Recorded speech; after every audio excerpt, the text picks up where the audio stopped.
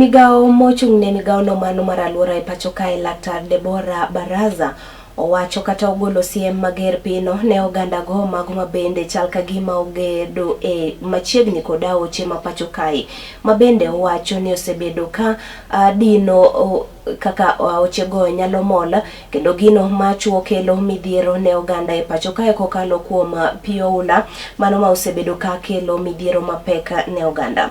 Ne owacho ni oganda maket koda mago ibiro kaune gi ondamo mager pino kadipo ni obio yodgi. Bende ne osingo mar ni obiro tiyo matek mano mar neno ni oyue Aoche maket koda mago mar neno ni pioula nyalo mol kendo nyalo duoko chien midhiero mar pioula ma osebedo ka kelo wich bare pacho kae.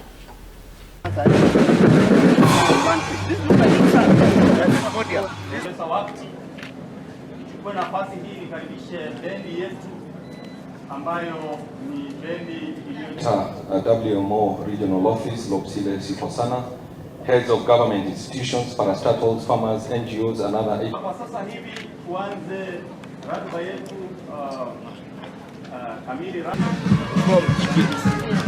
The carpet that you are seeing, the red carpet, is made from cassava. We need to our teachers, our students, wageni wale wengine wako hapa.